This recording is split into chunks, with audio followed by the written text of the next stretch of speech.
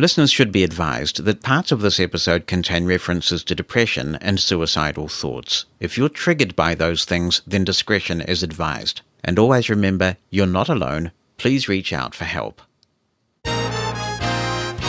I'm Jonathan Mosen. This is Mosen At Large, the show that's got the blind community talking. This week, another successful advocacy story. Depression in the blind community. Which Braille display do you like and why? And the battle of the blindness players. Brian Hartgen discusses Sense Player from Hymns. Mosen At Large Podcast. A pleasure to be back with you for episode 218. And 218 are the last 3 digits of my phone number when I was growing up as a child. But we have been featuring the US area codes that match the episodes in recent times. And I don't know whether Joe was ever a Boy Scout, but he certainly was prepared because in very good time to get included in the episode, Joe sent me this. I enjoy your podcasts. I've been hearing your voice for quite a few years now and feel like I know you. That's probably presumptuous of me, but what the heck, he says. Well, it's really nice, Joe. Thank you. My name is Joe, and I live in the 218 area code. I was blinded in Vietnam some 50-plus years ago. I'm doing well and back in northern Minnesota pretty much ever since. The 218 area code, says Joe, covers the northern 1/3 of Minnesota. On the east is Lake Superior, the largest freshwater lake by area in the world, which is cool. It's cool, baby. You would hope a lake is cool. Oh, right, I see what you mean. That kind of cool. Right, sorry, Joe, sorry. Yeah, he says, we then run west across millions of acres of pine forest. That's a very picturesque kind of image to paint. A few huge iron mines, literally thousands of lakes, the headwater of the great Mississippi River, and the edge of the Great Plains. Yes, Buffalo Country and the border of North Dakota. Pretty exciting, I know. We have many towns like Duluth, where Bobby Zimmerman was born, and Hibbing, where he lived until he went off to become Bob Dylan. How does it feel to be in the 218 area code? The Red River on the west drains north to Hudson Bay. The Mississippi, of course, drains south to the Gulf of Mexico, and everything from the shores of Lake Superior drains east to the Atlantic. The people are a mixed bag of European ancestry for the most part, Native Americans, of course, and a scattering of the rest of the world's people. Mostly all good-natured hard workers. We all like to argue politics and brag about how cold it gets in the winter. The record low is minus 60 degrees Fahrenheit, which I think is minus 51 degrees Celsius. For me and my family, it is home. Thanks for the years of great entertainment and good information. Keep it up. Thank you very much, Joe. That is a fabulous introduction to area code 218. You may have set a very high bar there for other listeners to follow when they know their area code is coming up. Jonathan Mosen, Mosen At Large Podcast. On the 7th of March, so the Tuesday just gone, it was Census Day in New Zealand. And naturally, that always brings that beautiful John Denver song to one's mind, doesn't it? You know, you fill out my census. That's how it goes. Well, in 2018, I had a lot of difficulty filling out my census form. In the past with the census, they used to have a person who would come to your house, knock on your door, ring on your bell, tap on your window too, if that's what it took, and they would hand you a letter containing your census code. And from the early part of this century onwards, you've been able to complete the census form online, and Statistics New Zealand, who look after the census, have to their great credit done a good job of making the census form accessible online. So when the person came to our house and gave us our census letter, I would say, let me just grab a device of some kind if I didn't have one on me, and I will write down the census code, because you get one census code per house, and you log on census night, you fill it in. Normally there's a dwelling form that you have to fill in about the house in which you live, and then each person has to complete their own individual census form, and it's all reasonably straightforward. But in 2018, I guess they were cutting costs in some way, and they decided that the census would, for the most part, be completed completely online. Before that, it was an option, and in 2018, it was the default, and this caused a lot of people quite a bit of angst, and the number of people completing the census was dangerously low, to the point that it damaged the data set. In addition to that, they didn't have the friendly person hired by the government knocking on your door, ringing on your bell, and tapping on your window too. They just sent the code in the mail. And I read the letter. I can't remember what OCR software I was using at the time for my iPhone, and it had some difficulty getting the code correct.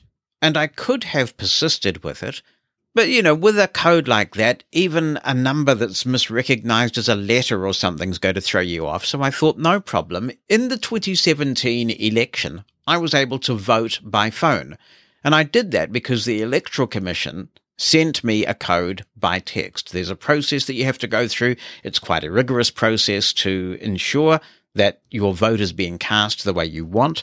It's a really cool thing. It's kind of fun just sleeping in on a Saturday morning, which is when we have our elections, waiting till 9 o'clock and voting from bed.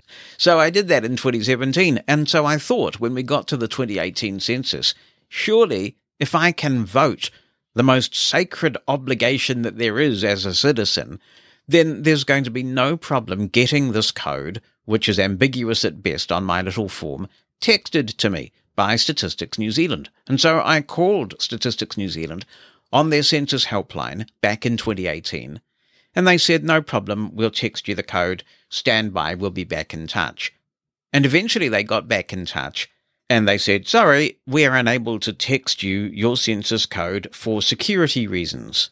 I thought that's extraordinary. Often, security reasons are trotted out as an excuse not to do anything.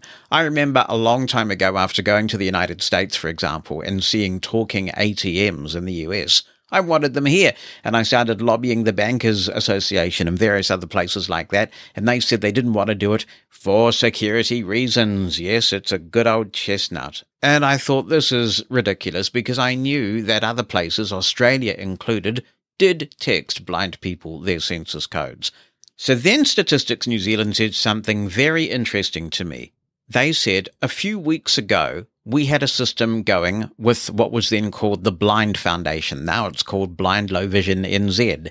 It is our primary provider of blindness services in this country. And really, the United States doesn't have anything quite like this, but in Australia, it's like Vision Australia. In the UK, I guess it's like RNIB. In Canada, it's like CNIB, that sort of agency, a charitable organisation that does get some government funding, and it provides a wide range of blindness and low vision services. And they had organised for the census codes of people that the Blind Foundation identified as their members to be passed on to the Blind Foundation. Now, I thought then, and I still think now, that is a privacy outrage. We have a Privacy Act in New Zealand, and had I chosen to, I believe I could have taken a successful case to our Privacy Commissioner for a breach of my privacy, because I did not consent to Statistics New Zealand passing on my census code to that organisation, and I did not consent to that organisation being the recipient of it. This sort of thing reeks of the idea that is all too common in society, that blind people are someone else's problem or a specific agency's problem. Oh, we've got the Blind Foundation. They look after blind people. We don't have to provide an accessible service. We'll just let the Blind Foundation take care of that. They are the custodians of blind people, is how the theory goes. And because I didn't receive any blindness services from the Blind Foundation, I had no idea that this had even occurred. I had no idea that they had got my census code without my consent. And by the time I did find out what was going on, when Statistics New Zealand said, well, why didn't you call the Blind Foundation when you had the chance? The window was closed, because it closed a little bit before the actual census day. And so I thought it's time to go into advocacy mode here, and I issued a media release. It got quite a bit of coverage. I was interviewed by quite a few journalists. The Minister of Statistics was asked to comment by journalists, and he regurgitated the advice from his officials that there are systems in place for people like me, and that the Blind Foundation could help with completing or getting the code and all this sort of stuff. And in the end, a fairly senior official from Statistics New Zealand came to our house on a Sunday afternoon to read me my census code, when all it would have taken was a text message to get the census code to me. So the whole thing was quite absurd. And when I started campaigning on this, I began to hear from a lot of people who felt similarly, that the process had been disempowering. So I decided to take a parliamentary petition, and this is where you petition our House of Representatives. You can now do all of this online, and it called for an inquiry into the 2018 census and talked specifically about accessibility issues. Eventually, the pressure kept building and building, and I got a letter of apology from our Minister of Statistics, and it was sent in an inaccessible PDF. It was a scanned image. And luckily I was able to use JAWS OCR to take care of that, but the point is that our government should not be sending inaccessible letters to blind people. So I wrote back to the Minister saying, thanks, Minister, but you sent me an inaccessible letter, and so they sent me an accessible apology about the inaccessible apology. Finally, my petition got its day in the sun, and on Women's Suffrage Day in New Zealand, the 19th of September 2018, I appeared and talked to the Select Committee about all that I had experienced just so that I could be counted and fulfill my legal obligations towards the census, because it's actually the law that you have to complete it. And I had a series of things that I asked the committee to look into. I made it clear that it was not acceptable for Statistics New Zealand to essentially farm out the census to an organisation without the consent of those whose codes were being passed on. I said that it was not unreasonable, given that you could get a text message that assisted you to cast your vote, to get a text message with your census code. And I just asked for a general clean-up. Well, the 2023 census was earlier this week, and it was an exemplary process. I was able to go to the census website, request my code via text message. It arrived instantly. It was an automated process. I was then able to complete the form online. That was also fully accessible. The whole thing, as far as I'm concerned, was flawless and faultless. And I know that we wouldn't have got the progress that we have now made had I not been willing to rattle some cages and run a campaign and do a media release and start a petition and take the time to go to Parliament and talk to that select committee and demand change. The reason why I am telling you this, apart from the fact that I'm delighted that the census process was such a good one from a blindness perspective, I'm telling you because sometimes it feels like the problems we encounter, the barriers that we face, are all just too big. And they certainly seem too big for one individual to do something about. But there's one thing that's absolutely clear. If we don't try, we're going to keep getting what we get. We have to try, and sometimes even one individual can achieve significant progress for everybody. So I'm really proud of the part that I was able to play in making the census in 2023 so much better for us than it was in 2018. So it's natural to feel overwhelmed, like we can't make change, like what we think and what we say doesn't matter. Do not sell yourself short. We can all make good change. We won't succeed every time, but even if we succeed once, we'll have made the world a better place. Do not be a shrinking violet. Go for it. Seize the moment. Advocate for what you believe in. You may have some luck. Be the first to know what's coming in the next episode of Mosen at Large. Opt into the Mosen media list and receive a brief email on what's coming, so you can get your contribution in ahead of the show. You can stop receiving emails anytime. To join, send a blank email to media-subscribe@mosen.org. That's media-subscribe@mosen.org. Stay in the know with Mosen at Large. Hi, Jonathan, writes Chris Miller. I enjoy the podcast, and I'm hoping you or a fellow listener may have an answer for a problem I'm experiencing. The company for which I work uses Microsoft's Power Apps to run a couple of custom applications. The apps were working excellently with the JAWS portion of Fusion until the last 3 weeks or so. Since then, JAWS has sporadically stopped working with the apps, and it seems every time I refresh the page, JAWS gives me a different response. Sometimes it works perfectly, sometimes it kind of works, and other times it doesn't work at all. Do you have any suggestion for what might be causing this behavior? Is there any corrections I can make in the settings to fix the issue? Thanks in advance. That sounds frustrating, Chris, and I'm sorry it's taken me a while to get to this message. We've got a bit of backlog. But my immediate response would be, if this happened after an update of JAWS, it's possible that some wee glitch has crept into the JAWS code, in which case you may be able to try a previous year of JAWS. If you've got JAWS 2023 now with Fusion, and you can also install Fusion 2022, that might fix it for the meantime, because you can have multiple versions of JAWS and Fusion on your system at once. But I would definitely give Vispero Tech Support a call. You can try and explain what's going on, tan them in. It would be also interesting to find out if this works with Narrator, for example, which is right on your system. If you use Narrator, does everything behave as you expect?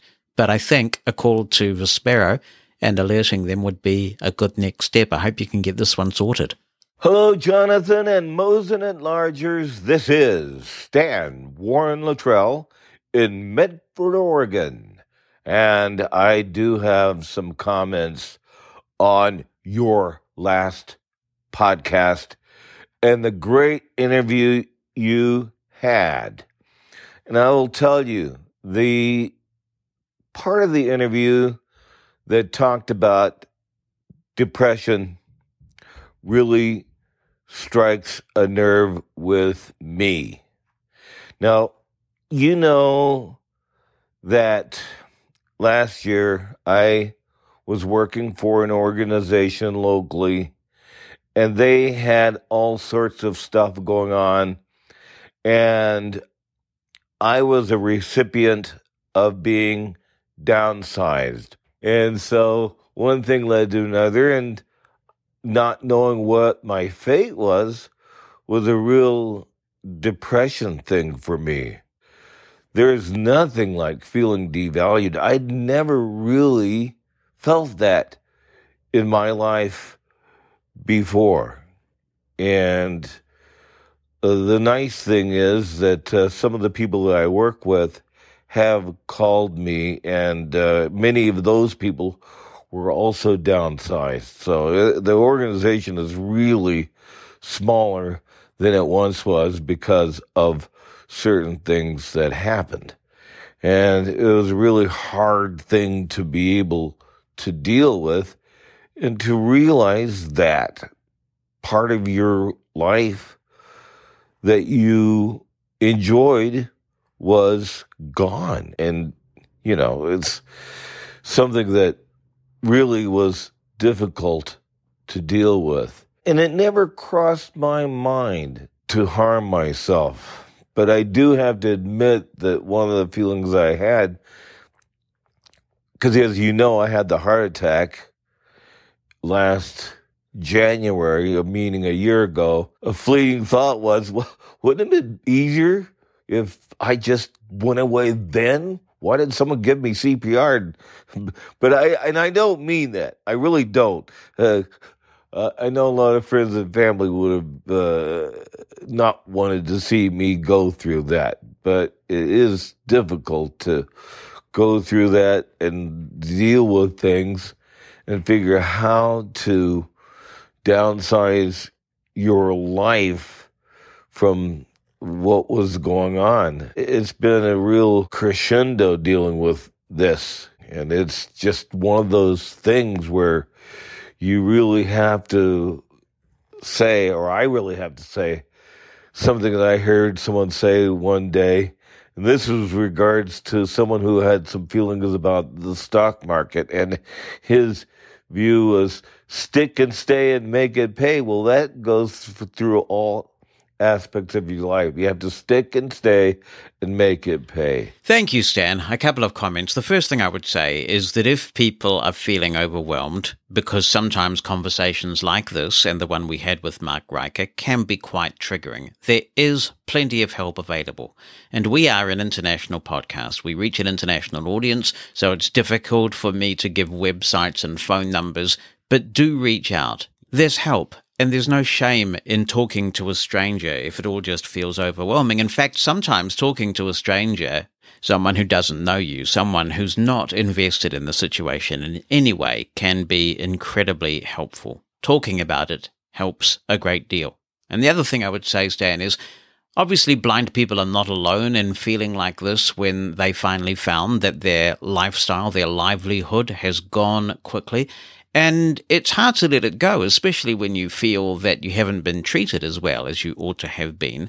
We are so defined in Western society by the job that we do. One of the very common questions we get asked, and we ask back in turn, is what do you do? And so there's a strong sense of identity associated with your work.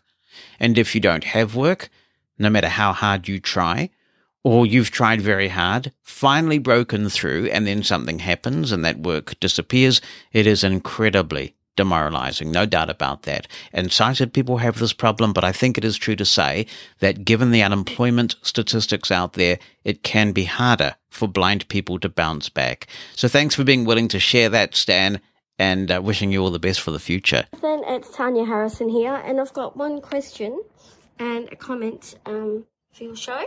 The question I have is about Mastodon, and I've since found out that others are also experiencing this issue.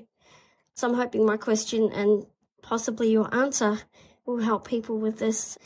I still follow some people on Twitter because, as much as I detest their lack of accessibility support now, there are some people who are still learning about Mastodon before joining. And I've been on Mastodon, as you know, for some months since your podcast about it. But this is an issue that I've found, is that I find it very hard to find people. So, for example, someone will send a link on Twitter with their new Mastodon handle. And if I click on that link, it takes me to a page where it wants me to log into that Mastodon server. So, of course, I try with my username and password from my own instance, and of course it doesn't work. So then I copy and paste the handle into my Mastodon clients of choice. They at the moment are Toot and the native Mastodon app. And when I look for that person on Mastodon, either by typing in their name or the handle, there are no results found. So what I'm wondering is this to do with an instance, or do you have to log into that person's instance in order to find them? Obviously, some of us only have one account, which I do. So I'm wondering how all that works. I'll pause Tanya's contribution and answer this as best I can before we go back to the topic of depression. There are several ways that you might follow someone on Mastodon. If someone's given you their URL, for example, in my case for my personal account, that would be tweezecake.social/@JonathanMosen. So if someone's given you a URL like that, if you go to that link, you'll find a follow button, and pressing the follow button will be all that you have to do if you're on the same instance as the person you're trying to follow. If you are not, then there'll be a button to copy the URL to the clipboard. When you've done that, you can do one of two things. You can go back to your instance's web page. So in my case, it would be tweezecake.social, but it's whoever you're with. And there's a search field there. And you can paste that URL into the search field. The user will come right up and you press follow because you're now on the web page of your own instance, and you're done. You're following the person. The other thing you can do is that a lot of Mastodon clients respect those full URLs, so you can paste the URL directly into the search field of a Mastodon client. What you can also do, at least in many Mastodon clients that I have used on iOS, is you can search for a specific username starting with the @ sign. So if you were searching for me, you might go to the search field of your Mastodon client. Sometimes you do have to choose that you're searching for users, but sometimes the client is intelligent enough to work this out, and you paste in the person's username as if you were mentioning the person. So in my case, @JonathanMosen @tweezcake.social, and you will find me and you can follow me from there. I'm using Mona on iOS. It's a fantastic app. We are going to talk much more about this later. It's still in testing right now, but it is made by the developer of the wonderful Spring app that we spent a lot of time reviewing on Twitter last year. And I can just put in the @ sign followed by a username in the search, and it will find the user, and I can follow them from there. If none of that is working, then maybe there is a problem with a specific instance, but I have never seen all of those procedures not work. Now back to Tanya. I'd just like to comment also on the interview you did with Mark Riker and your discussion on depression. And first I want to congratulate you, Jonathan, on how tactful you were about dealing with this. Personally, I have had many years of depression, and as time's gone by, it's become very episodic. I feel that blindness and disability definitely have a part to play. For me personally, lack of access to therapy has been a major part of things not progressing. So for a few years now, I've been reading everything and listening to as many podcasts as I can. And I did that for quite some time and felt like it was always one step forward and 5 steps back. And then last year, I got the funding to get melatonin. And I won't bore you with the whole story, but to cut it very short, I'm now sleeping better than I ever have. And I did have an episode over the holidays, which is quite common. I always try to prop myself up so it doesn't happen, but due to having no connections with family because of their religious choices, for me the holidays can be a very, very down time. And so I was very shocked this year to note 2 things that happened. I did get very down, but I felt much more resilient. And the other thing that often happens to me, and it is something I'm really trying to work on and have made some steps with over the last few months, but for me, what often happens at that time is I comfort eat all the wrong things. And I was very shocked 2 weeks after my last depressive episode to know how much food I actually had left in my house. The food I had left normally would have been gone within 2 days of an episode of depression. Now, for me, the only thing I could think about that has changed, and this is why I have to say it because I feel it's a very big thing, is sleep. Sleep, I still cannot believe how well I'm sleeping. And I know, Jonathan, you will understand the dynamics of non-24 sleep-wake disorder. And that was something that, for me personally, I had to fight long and hard for with doctors before they even believed it was a possible condition. Even when I showed them articles from Harvard, they thought they were conspiracies. So this is one thing I suspect that a lot of blind people would experience, is that when we're not getting adequate sleep, let alone any sleep at all, our brains cannot process the things that are getting to us during the day. And so for me this time, I was absolutely amazed that, and I have to be blunt, and I'm sorry if this is triggering to anyone, but I was amazed that I had no thoughts of self-harming. That is something that has always, for me, since the age of 7, been a major, major problem. This time, in this last episode, I had no thoughts of it whatsoever. And also that, as I said before, there was a thing about the food. Years ago, I was hospitalized for attempts on my life. And there were so many times I would say to psychiatrists, they'd say, what do you think has led up to this? And of course, there was the family thing I mentioned briefly before. But the other thing was, I said to them, I just wish I could sleep. I just wish so badly that I could get at least a couple of hours of sleep. So it is something that I hope people in your situation, Jonathan, who run employment agencies and other people working in the blindness field will pay, if possible, some more attention to. I well understand as an unemployed person that the statistics are very staggering for the amount of us blind and even disabled people who are unemployed.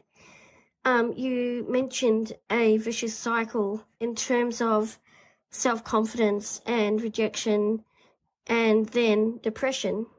I've felt for a very long time, and even during times when I have been employed, that it would be so much easier to be productive if I had reasonable sleep.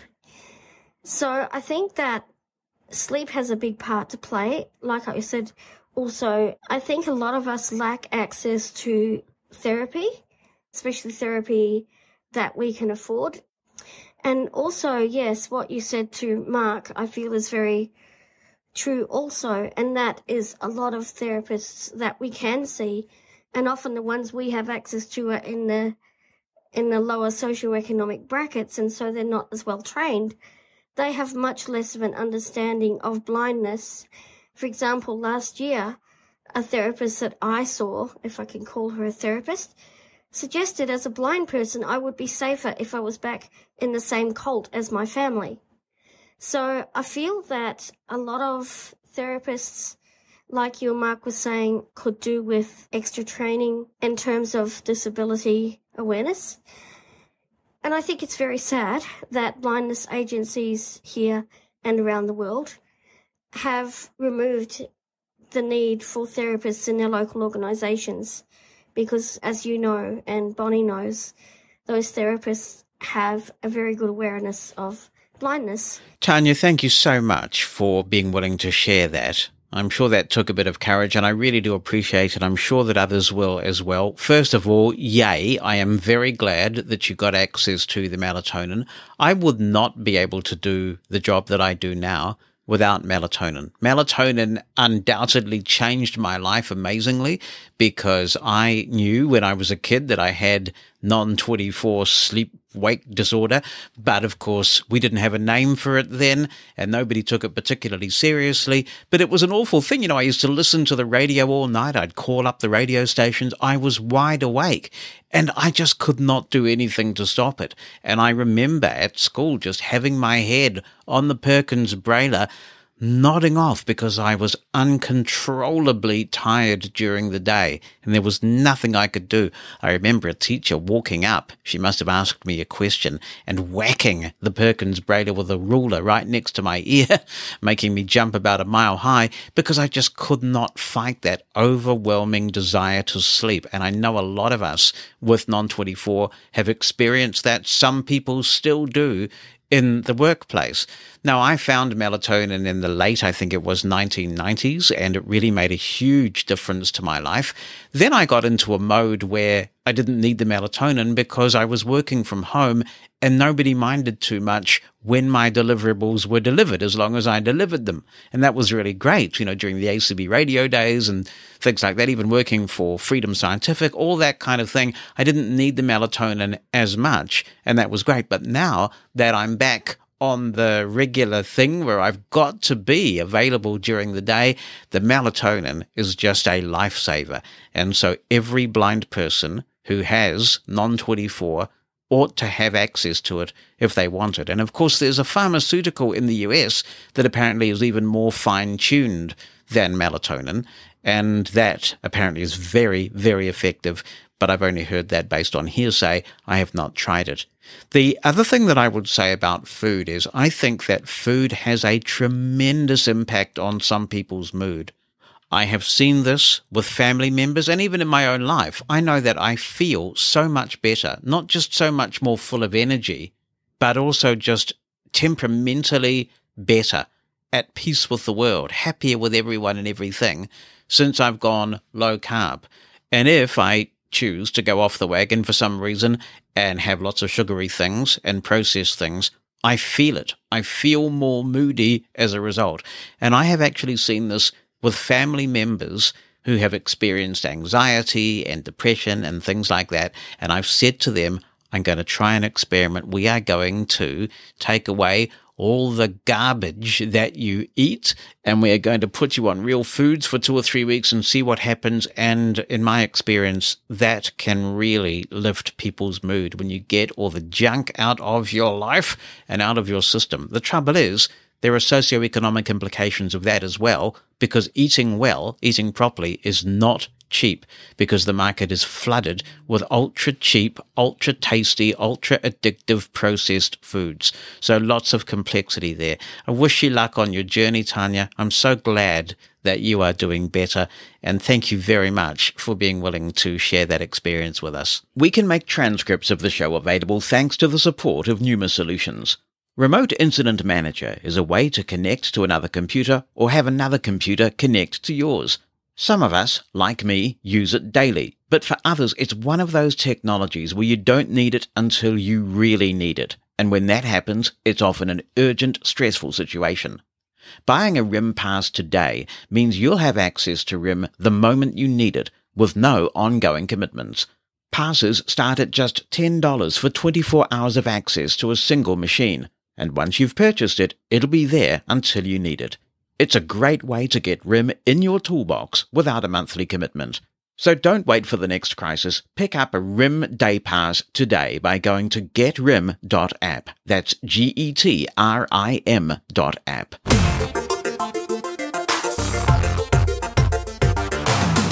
This is your Mosen At Large Tech Roundup. A quick look at some interesting items making news this week.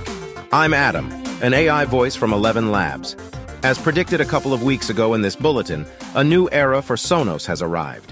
The Era 300 and Era 100 speakers are official.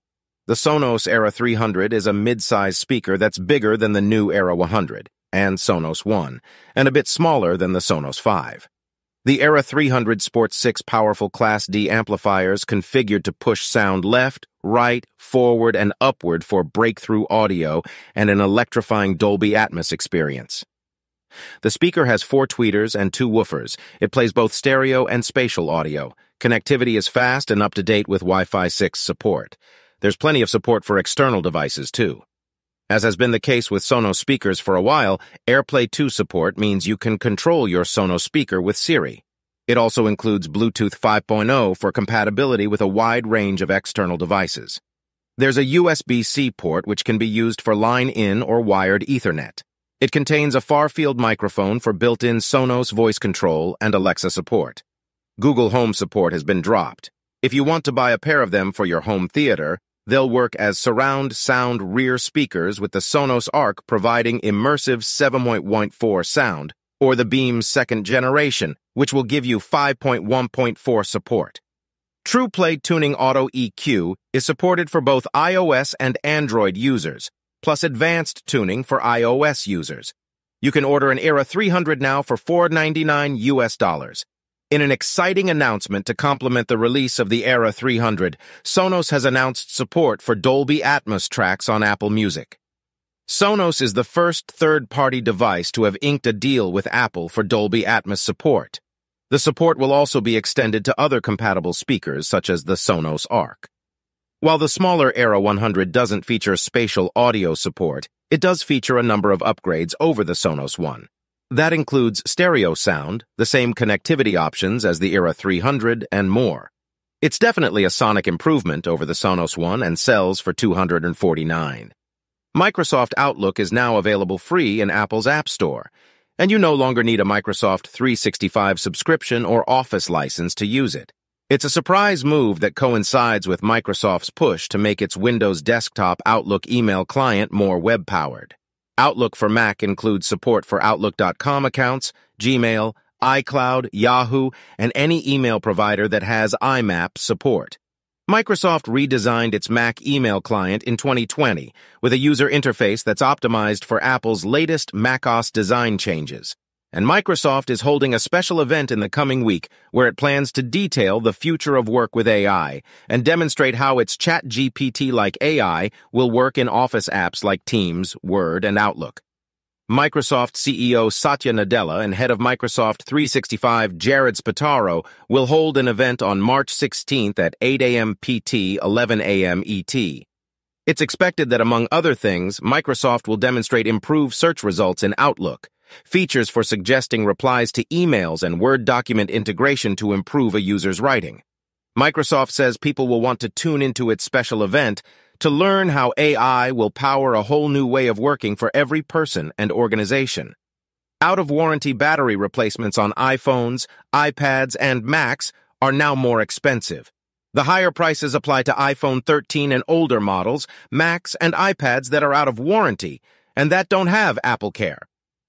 Battery replacements for the iPhone 13 models, for example, now cost $89, up $20 from the prior repair cost. The $89 price is applicable to the iPhone 10 through the iPhone 13, with Apple charging $69 for repairs on the iPhone 8 and earlier.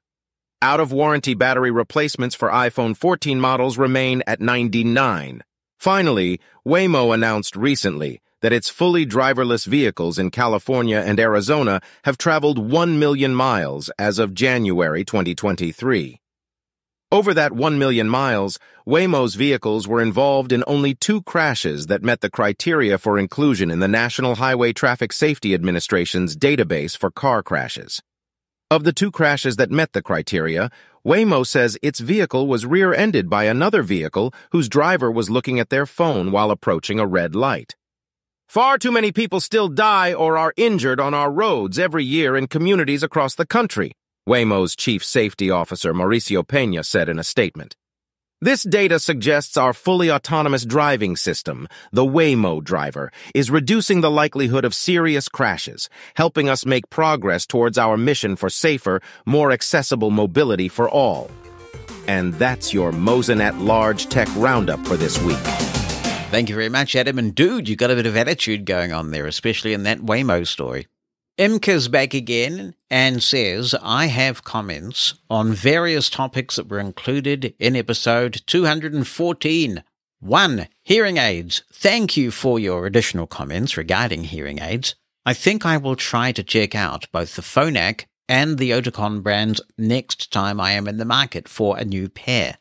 My audiologist indicated that users of Widex aids often have trouble switching to another brand because they get so used to the sound of the Widex aids.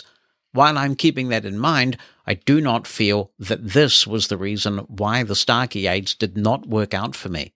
It's interesting that your audiologist thinks that's a particular characteristic of Widex users, because in my experience, it does take a while to get used to the sound, the way that these different hearing aids process the sound. It's a bit like, I remember going into new radio stations that I would work for when I worked full-time in radio, and you'd have to get used to your voice. If you were monitoring off the radio, you'd have to get used to your voice sounding different because of the different studio processing they used. It's exactly the same thing. 2. What helps me to go to sleep? Well, I don't know if you consider this a good thing or a bad thing, but I have found that your podcast is just the right nighttime companion for me. Your voice is a pleasure to listen to, and the topics are sufficiently interesting to keep my mind from thinking of other things, and at the same time, not nerve-wracking or irritating like the many other topics in the media these days. Well, I'm glad you think so. I don't think everybody agrees with you about that, but I'm glad you think so. Between taking 1 milligram of melatonin 1 to 2 hours before bedtime and listening to your podcast, I usually fall asleep within less than 15 minutes, both after going to bed and after waking up in the middle of the night. Therefore, it takes me a week or more to get through an episode, and I sometimes get behind as I am right now. Nevertheless, because I always rewind to approximately where I left off, I enjoy all parts of every episode and learn more things from listening. 3. The AI version of your voice. I think the AI version of your voice does sound similar to you, but I do notice the difference in accent. Also, I notice that the AI does not seem to pick up on a person's unique inflection. When I listened to the tech update by AI Bonnie, and the text that AI Jonathan conveyed, the inflection was quite similar, while the real you and the real Bonnie do not have the same inflection. Perhaps that is another reason why AI Jonathan sounds different from the real Jonathan. I mean, who is the real me, man? We get into real philosophical questions here. I wonder if the AI voices of two speakers of American English with different inflections would replicate the individual inflections or not. If not, then perhaps this is a good thing, considering the potential ethical issues involved. 4. Mobility aids. Regarding mobility aids that make a big splash when they come on the market, I'm wondering if anyone out there is using the strap from Strap Technologies. 2 years ago, the company's founder seemed to make the rounds on the various blindness podcasts, offering a steep discount for early adopters of the not yet publicly released device that is worn on one's chest and provides auditory and vibrational information about what is in front of the wearer, including identifying upcoming steps and distinguishing between different surface types on the ground. I believe that the strap has since been released, but I have not heard anything about it from anyone other than the company itself. Also, when I considered pre-ordering one of these devices and sent a couple of inquiries to the company, I never heard back. I was subscribed to updates from them for a while, but they seemed to be extremely promotional, promising that the strap could be used in place of a cane and circulating primarily feel-good stories about users of the device without providing meaningful specifics. All of these characteristics did not inspire my confidence that the device was credible, and so I have not acquired one.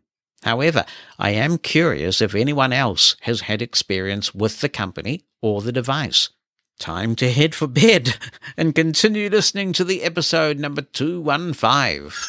Mosen At Large Podcast. Let's go shopping. I like window shopping, actually, because you can help people choose technology and you get that thrill of making a choice without actually the pain of having to pay for it. Here we go. Justin Coffin is writing in. He says, "Hello, Jonathan and all Mosen At Large listeners. I'm looking for a Braille with a lowercase b display, a good one. I've had the Focus 14 5th generation display and had to replace it 3 times now because of the spacebar sticking. I haven't had it around anything sticky, and it's never been dropped into anything sticky, so I don't understand what's going on here.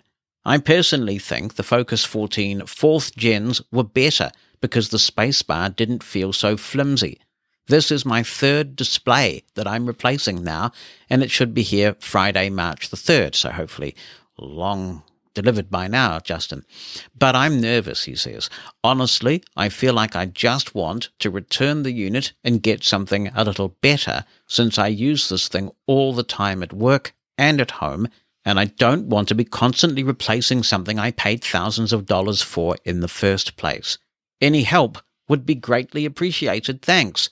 Thank you, Justin. Man, it would be nice to think that 3rd time's the charm and that you have some good luck with this particular unit that you now have, because there's a lot to recommend about the Focus displays, particularly their integration with JAWS, and they've got some good little functionality on board.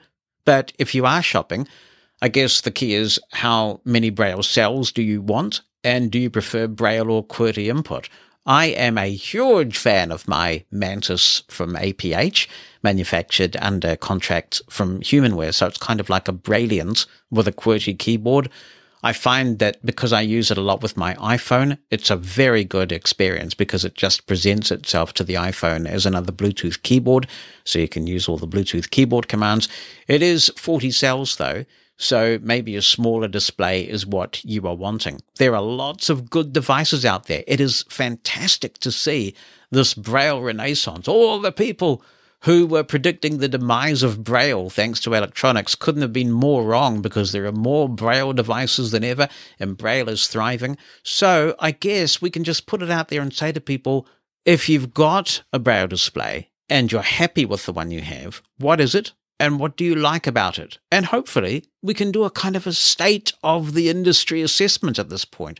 If we get a lot of people chiming in about the Braille display they have, and maybe its good points and its bad points, it could really be a useful discussion and a useful kind of a shopping guide for those who are out there. Nothing like end user feedback, bypassing all the marketing. So let's hear from you. If you have a Braille display and you like it, what is it and why do you like it?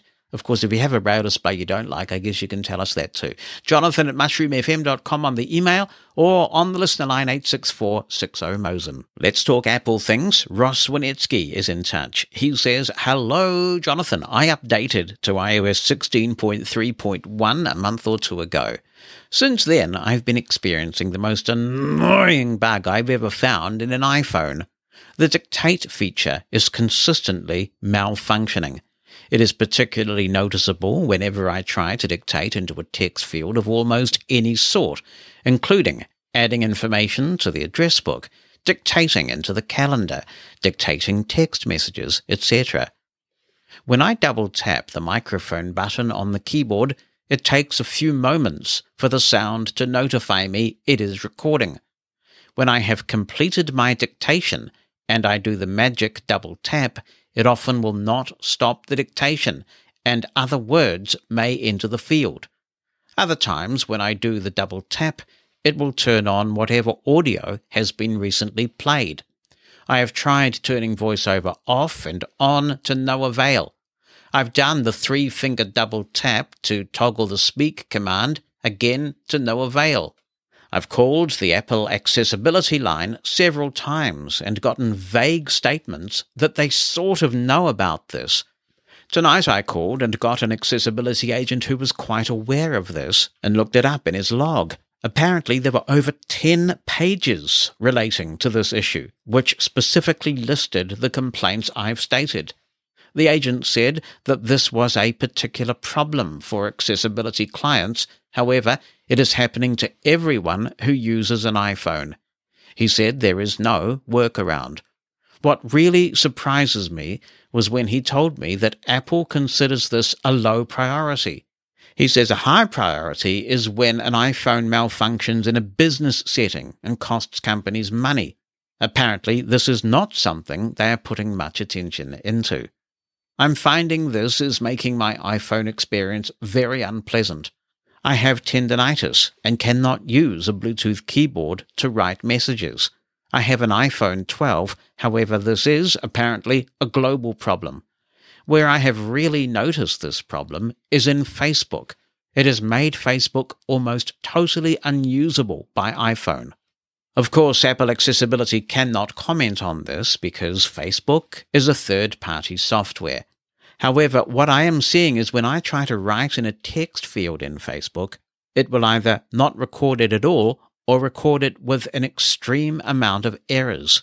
I do not really care for Facebook on my computer. However, I will probably have to switch to it until the problem is fixed, because it is frustrating me to no end.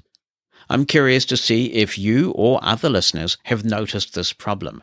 If it is frustrating others to the extent it is frustrating me, I would like to see a petition started and sent to Apple. If you know about this problem, is it something you might be willing to start? Alternatively, do you have any contacts at Apple with whom you could speak about this issue? As do we all, I depend upon my iPhone daily. This bug is making it difficult to communicate with others and use the functions that should be easily accessible. I find it totally irresponsible that Apple has done nothing about this, even though it is something about which they are aware. Thank you for listening to my rant. I feel it is another example of how Apple has drifted away from serving people with disabilities.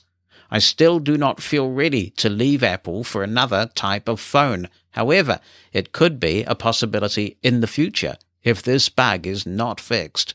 Thank you, Ross. I hear the frustration and I'm sorry you're experiencing this. I don't have a lot to contribute other than to sympathize because most of the time I'm using Braille screen input on my iPhone, which is a really efficient way to enter data.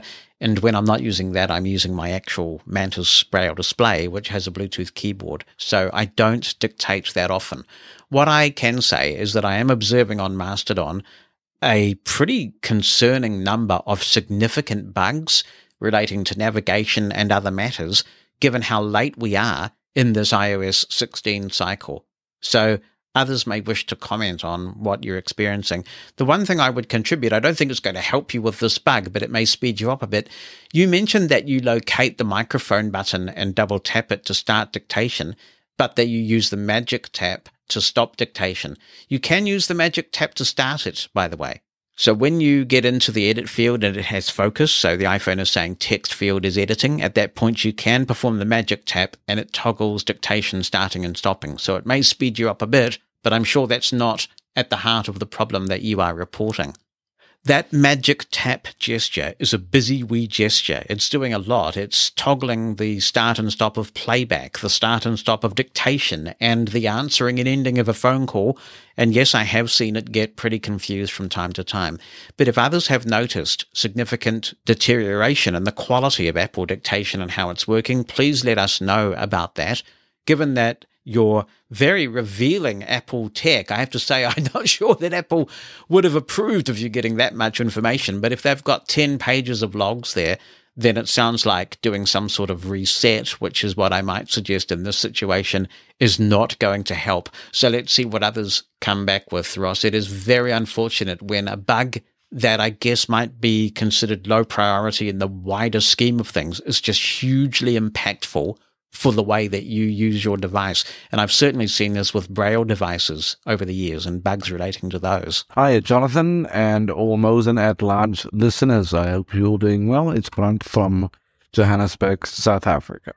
Now, this might turn into a rather long and detailed rant, and I do apologize. Now, the recording date of this is Sunday, the 5th of March, 2023. I went into the Apple reseller in South Africa, the iStore is what they're called, this morning to do a trade-in on devices, 3 of them. MacBook Air, iPhone XR, iPhone 8, right? All 3 of them are in pretty decent shape, I'd say. And before I went, I called the call center because I know we have power problems in this country. I asked, listen, guys, is your systems online? I was told yes. Fine. Cool. Cost me $120 to get there. Got there and asked, listen, I want to trade in 3 devices. Here they are. MacBook Air, iPhone XR, iPhone 8. They're like, sorry, our trade-in system is currently offline. Can we come back another day to do it?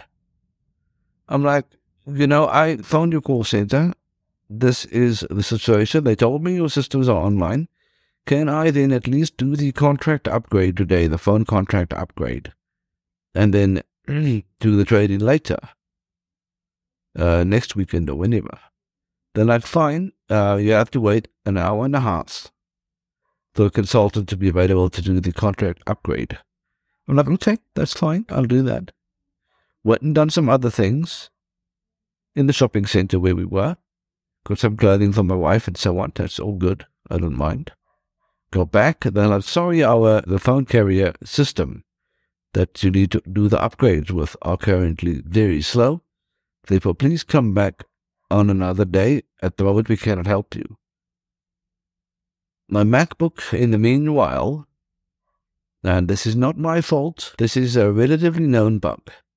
I did a reset, system settings, general, and reset the MacBook. Took it into recovery mode to erase the Mac. That's fine. Now, you're supposed to be able to, and I know you're supposed to be able to get to the, what do you call it, the Wi-Fi set on the status menus on a Mac in recovery. Fine. In this particular iteration of recovery, macOS Monterey, not possible. I'm like, okay, take it to them. They should be able to do it. And they said, fine. This MacBook is still under warranty from Apple. I bought it last year in early May. It is less than a year. They wanted to charge me 600 South African Rand to do it. I'm like, that's not really nice of you. This thing is under warranty. You're supposed to fix it. They're like, no, you didn't buy it through us. I'm like, you know what? I don't care whether I bought it through you. You Apple representative.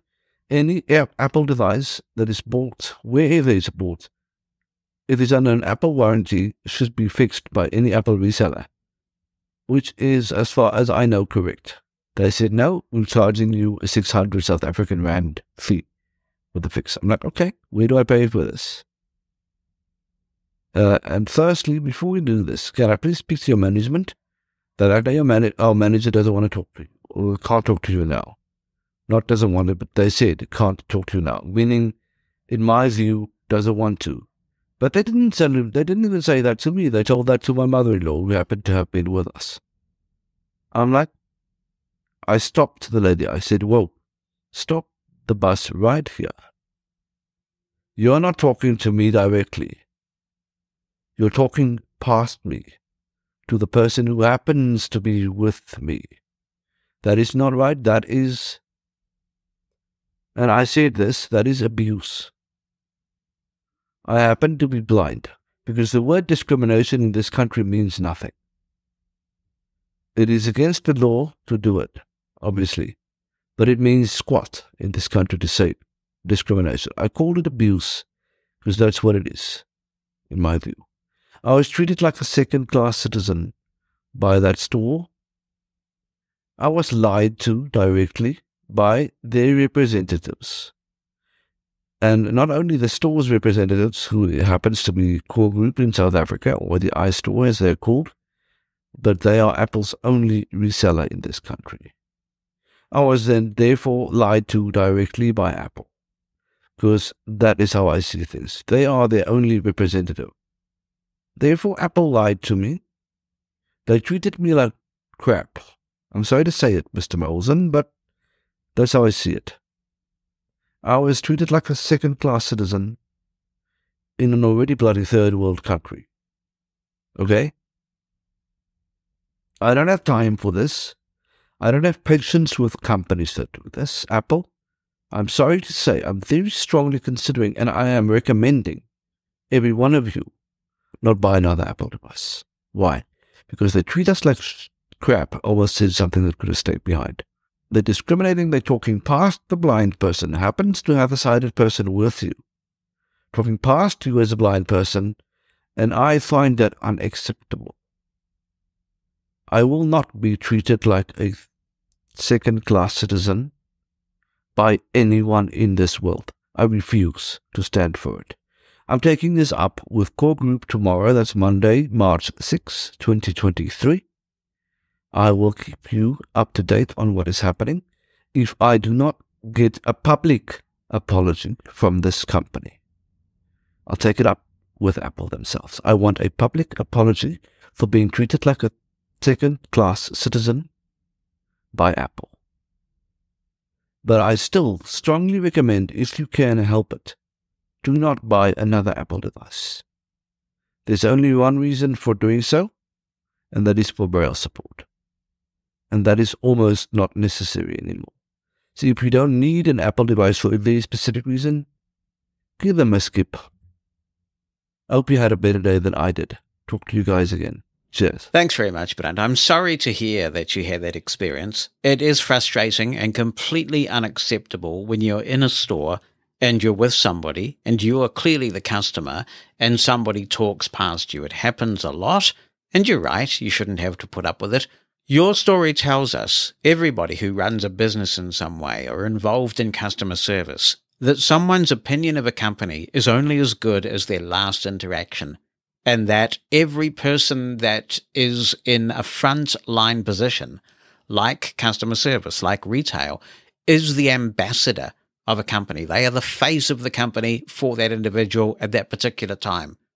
Logically, you would probably think, all right, well, Tim Cook, Craig Federici, all those people would be horrified to hear that a blind person is being patronized in the context of an Apple experience. I'm sure that it's not what any of those people want, because although we do showcase from time to time areas where Apple is falling short, we've also showcased a lot of the time areas where Apple is excelling. I mean, they've made a huge difference in the lives of many people.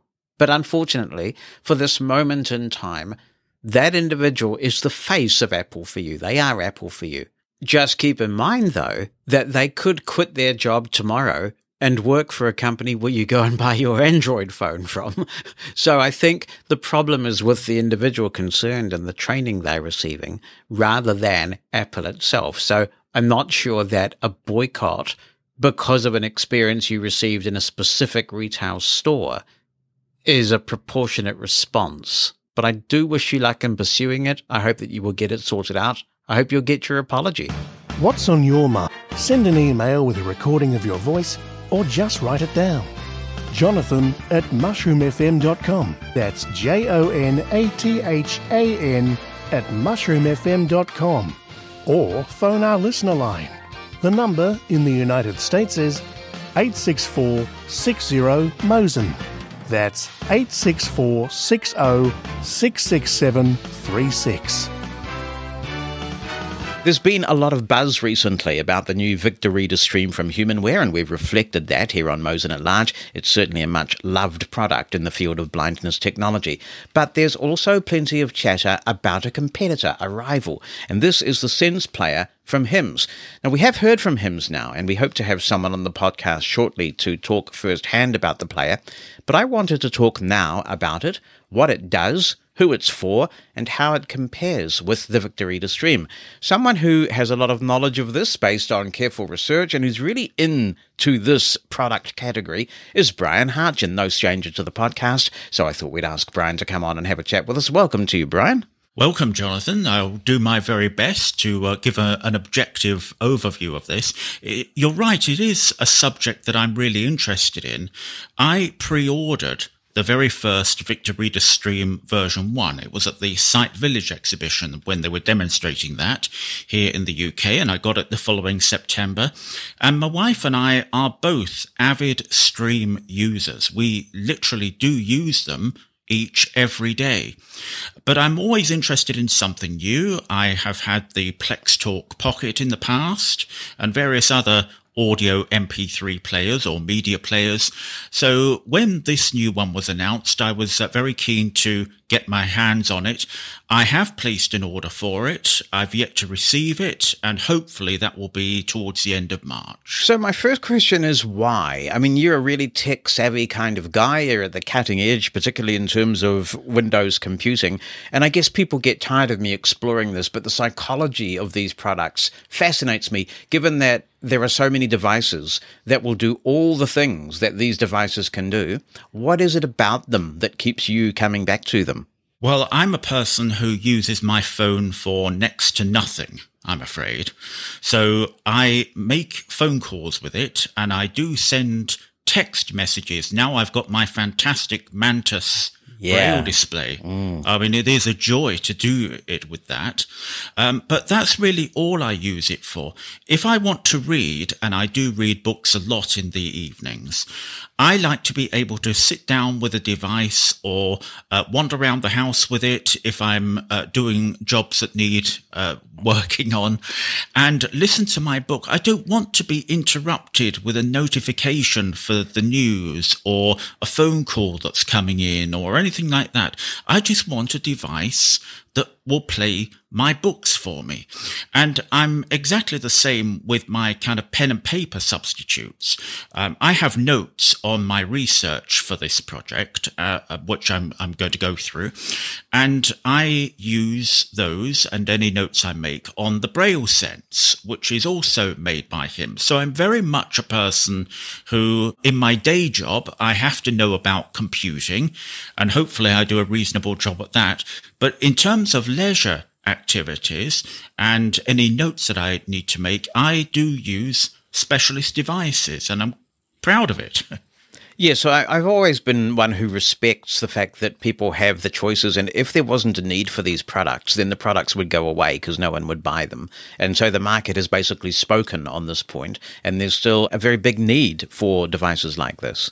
Well, I think so. And the recent petition that we had, thanks to your good self, in relation to the Audible access via the Victor Reader Stream, somewhat demonstrated that as well. I heard from Humanware just the other day in another conversation that dialogue from Audible continues to go well, so it's great to have been a bit of a facilitator there. But let's talk about the Sense Player. If you were to describe it, how would you summarize the functionality of the Sense Player?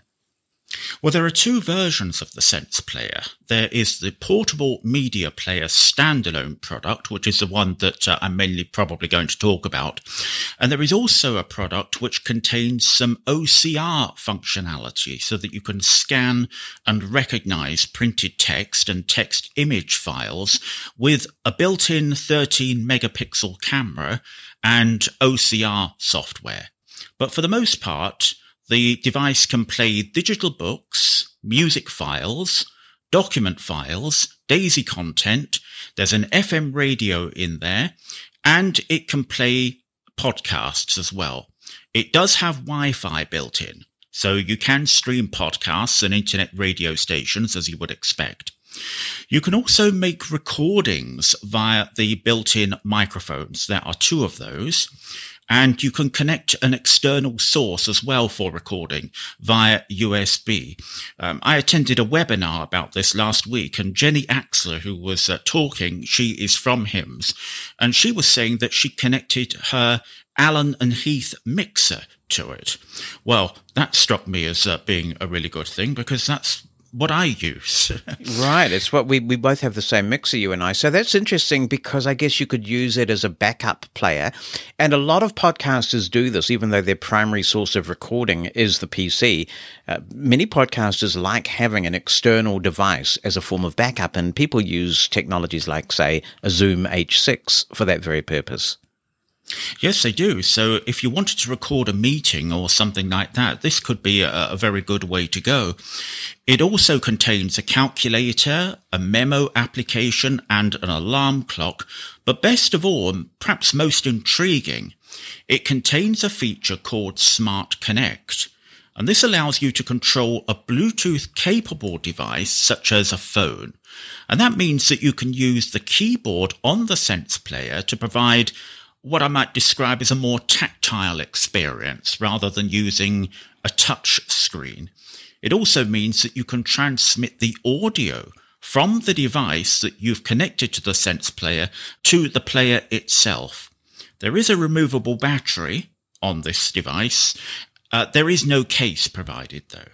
It's interesting that the lack of a removable battery has really bombed a little bit in terms of public reaction with the Victor Stream. So that might be a real competitive advantage, the fact that this new HIMSS product retains the removable battery. It could be, and a little bit later on, I have made some notes of what I perceive to be some differences between the two devices. But I did note the comment on last week's Mosen at Large about the fact that one user hadn't needed to replace a battery for his Victor Reader Stream. So he didn't think it was that much of a concern. And I kind of share that in a way, because I've never had to replace the batteries on any of my streams either. If you look after those batteries, they normally behave relatively well. They will lose capacity over time, but all batteries do that at this point. How much can you do standalone with this? So you mentioned that it has Wi-Fi and you can do podcasting on it. Can you, for example, connect to a range of accessible media libraries around the world, like RNIB, where you are, or Blind and No Vision NZ, and of course BARD, which is so important for the American market? Can you do all that standalone? Well, no. You can connect to a certain number of online libraries, I believe, but the answer to this one is somewhat vague at the moment. Apparently, you're not going to be able to do that for NLS in the States unless there is some kind of app installed. And that's one of the things that I do want to talk about in a little bit, and that is what is to come with this device, because it does have a lot of possibilities, a lot of concerns that go along with it, but it does have a lot of possibilities because they're going to include a screen reader in there. In terms of the UK, no, we can't connect to the RNIB service either. So it is a little bit on the vague side at the moment as to how much you can do with that. In terms of radio and also podcasting, yes, you can do all of that standalone. So in terms of the podcasting, if it's anything like the Braille Sense, they have several podcasting services that they connect to. One of them, of course, is the iTunes library, but there are one or two others as well. So you can find all your favorite podcasts. You can download them to the device. You can stream them if you prefer. And you can set bookmarks and do all those kinds of things, which is very good. And it does provide, certainly the Braille Sense provides a nice interface for managing those. No chapter markers, though.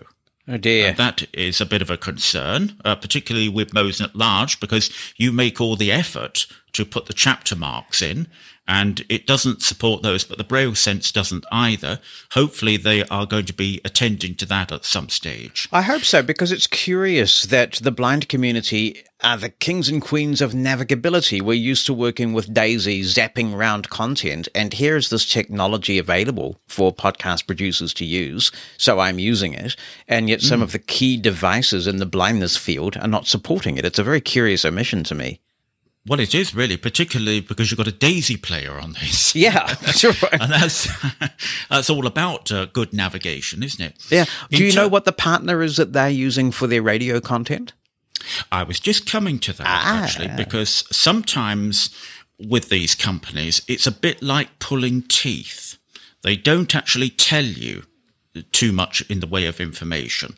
For the Braille Sense, it was a database called Radio Sure. Oh, yeah. And that's what it seems to be still using. But there was a suggestion in the webinar last week that that wasn't particularly robust, certainly not robust enough for this new device. So they switched to a new database. But unfortunately, I didn't get the chance to ask the question about what database that would be. The BBC streams are changing and older technologies will no longer work. Do we know if the Sense player has that in hand? No, it doesn't. It supports the old streams that we would typically use for applications like Winamp and VLC Media Player and so on. I did manage to get as far as confirming that. So they are going to have to make some changes. But I guess we should touch on it now. One of the possibly amazing things about this device coming up, I believe, towards the summer, is that they're going to be able to put a screen reader in there. And that is going to give you access to a number of Android apps. Now, this device is not going to be Google certified. And what that means in practice is that HIMS are going to build an installer which will enable you to install a number of popular apps onto this device. So they are thinking of things like, I believe, the National Library Service, the Bard app, although I'm not so sure about that. But it certainly means things like Audible and also Amazon Alexa, of course. So that gives a lot of possibilities which are available. It really extends the functionality of the device. I guess the downside of it, though, is that it could potentially present some accessibility challenges as well. It really depends upon how accessible these apps really are and whether changes are made, how that is going to affect the situation. It could open up a minefield of all kinds of difficulties, but we can only hope for the best. So to return to the question, it could be that BBC Sounds might be an option there because that works well on the Braille Sense device. This could get around the challenges that Humanware has had, for example, where they need to support Audible themselves, and that requires Amazon's assistance. But if HIMS are able to skin, as it were, the Audible player that Audible is already manufacturing for Android, that gets around that, so I guess that's an advantage. But it does leave me scratching my head a little bit thinking, what is the market segment that they're going for? I guess when you look at a product like the Stream, it's about simplicity, ease of use, a feature set that is quite small, but when it's implemented, works fairly well. But with this device, you kind of think if people want all this functionality, they do have a number of other choices right now. They could go with an iPhone or an Android device, or it sounds like what Sense Player is doing here is very similar to the Blind Shell Classic The Blind Shell Classic also has the advantage of making phone calls in addition to supporting WhatsApp and a whole range of other functions on the device now. So it sounds like a rival to the Blind Shell in some ways. I wonder if you've got a copy of my notes in front of you, because that was the next thing that I was going to talk about. I just wanted, if it's okay, just to compare and contrast this device with the Stream a little bit, as far as I'm concerned. I would say, as a quick summary, and this is what you were talking about just now, despite what they do say in the Sense Player user guide, and I do have a copy of that, I would say that the Victor Reader Stream is a product for the person who is not particularly familiar with this kind of technology. The Stream does have some recorded prompts, for example, in there. So as you navigate through the various elements of it, the various bookshelves and so on, you hear human narrated speech. There is synthetic speech, of course, as well, but it's a gentle guidance into the world of synthetic speech. It does very well at that, and it always has done. Now, with the Sense Player, it's all synthesized speech, certainly what I've heard so far. The Stream has less controls on there. Because of the functionality of the Sense Player and everything that they're trying to do, what they've had to do with some of their controls is to give you multi-function buttons. So some of the buttons have at least 3 operations associated with each one. With the Stream, if you press something, you pretty much know what you're going to get out of it. It doesn't depend upon pressing a button with a particular degree of firmness in order to get the particular function that you want. I can see some problems coming there. The Sense Player takes 36 seconds to boot up. Now, to be fair, you can put the device into sleep mode, and so when you awaken it, it does respond fairly quickly. But with the Stream, you don't have to be concerned about which mode you're activating. It's either on or off. The Sense Player contains no audible book support by default. Now, in time, as we've already said, you will be able to access this via the Audible app with their screen reader. But with the Stream, you can get your Audible books. You know exactly where they are, what bookshelf they're in, and assuming that you can get it all activated, which is a subject we know all about here on Mosen At Large, once it is all set up, then you know exactly what you're going to get. On the other hand, undoubtedly, the Sense Player does offer a lot more sophisticated functionality, and as I've said, we'll do more of that later on in the year. Yes, you've got a lot more power there for sure. What is the text-to-speech engine that's in use on the Sense Player? I'm not sure exactly what the speech engine is, but on the Sense Player, there is the ability to browse through various voices that you can potentially download, and you just install the ones that suit you best. We talked about OCR earlier. So this is optical character recognition that the Sense Player supports. It essentially means that you can scan a printed document. In the demonstrations that you have heard that in action? I haven't heard that in action. No, I haven't. It wasn't in the webinar last week. There are some YouTube videos, so it may well be as part of that, but I may well have glossed over it because that's not the device that we have purchased. We've just gone for the standalone unit.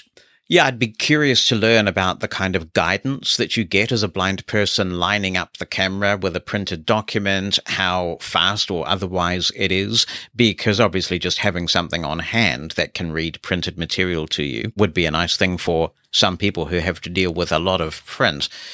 Can we talk about the size? How does the size of the Sense Player compare with the Stream? It is 2.52 by 5.12 by 0.57 inches, and it weighs 0.3 pounds. So it's about the size of a small cell phone or mobile phone. How does that compare with the Stream, do you know? Which one is larger? It's very difficult to say. I haven't got the device, so I can't picture it quite as well, but it can't be too much difference, I wouldn't have thought. What it does have is more controls on particularly the top face, And again, it may be a case that some people might find the orientation different and a little bit more difficult than they would find with the stream. I'm probably one of the few blind people in the history of blind people who has never used a Victory to stream. But one of the things that I did read on Mastodon when this discussion was coming up is that the folder structure of the stream is apparently quite rigid, whereas with the Sense Player, it is less so. You've got a lot more flexibility over where you put your content. That is true. What they've tried to do is to provide you with two mechanisms for browsing these files. And it will be interesting to see how this works out with people who are less experienced. So there is what they call the file manager by default. And that means that you can browse the content of your internal drive, if you like, on the Sense Player, and also the SD card as well. The good thing is that if you put a bunch of media files in one folder, it has the ability to be able to sort out those, and it will just play the audio content without any problem at all. Now, if you're not familiar with a folder structure, like you would find on a computer in File Explorer, they've tried to get around this by providing you with a number of options on the main menu. So, for example, if you were to go into the Daisy Talking Book Player part of the menu, it will just show you the folders that are capable of playing Daisy content. So if they've got Daisy books in there, it's only going to show you those folders, and that is called the Explorer. So there are two different methods of navigation, one for the experienced user and perhaps one for the less experienced. Does that mean then that a Sense Player user is going to have a bit more knowledge of files and folders than a stream user? I would say so. And there is going to be an audio tutorial which is going to come along for the Sense Player, and it will take a skilled trainer, I think, to explain this whole concept of file management to a person who doesn't understand it. And hopefully they have got that right. Right, so we don't know at this point who has been contracted to do that tutorial.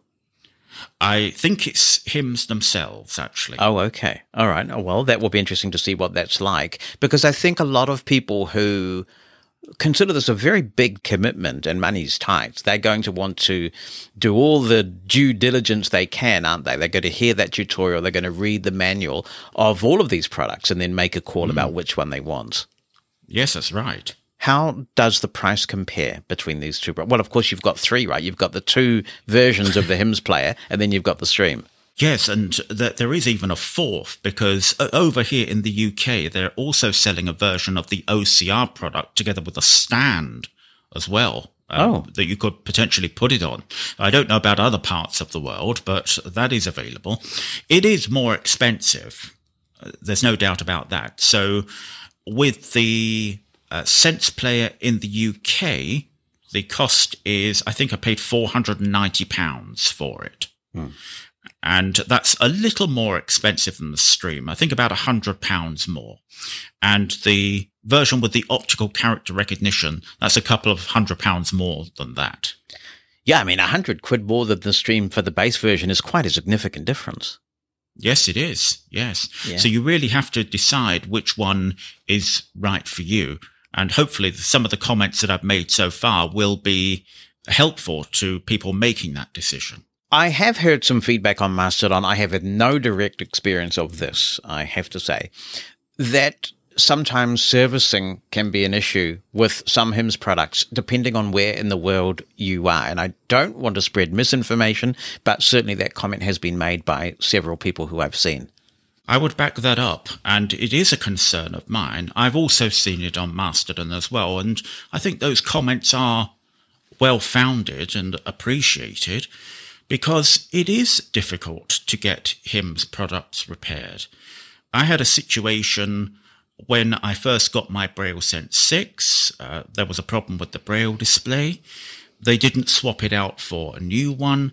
It had to go all the way back to Korea or wherever it is that they are. And it was months before I got a replacement unit.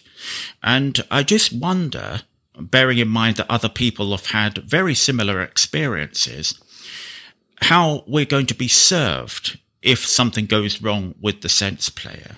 Is it really going to be a case that some of these units will have to be shipped back to the originating country, and the customs involved as well in paying the return charges is astronomical in some countries? So again, that needs to be weighed in the balance. I guess time will tell about that as to whether the local providers, the local distributors, really are equipped enough to be able to do with this servicing and repairs. I'm hoping that they will be, bearing in mind that it's perhaps not as sophisticated as something like the Braille Sense.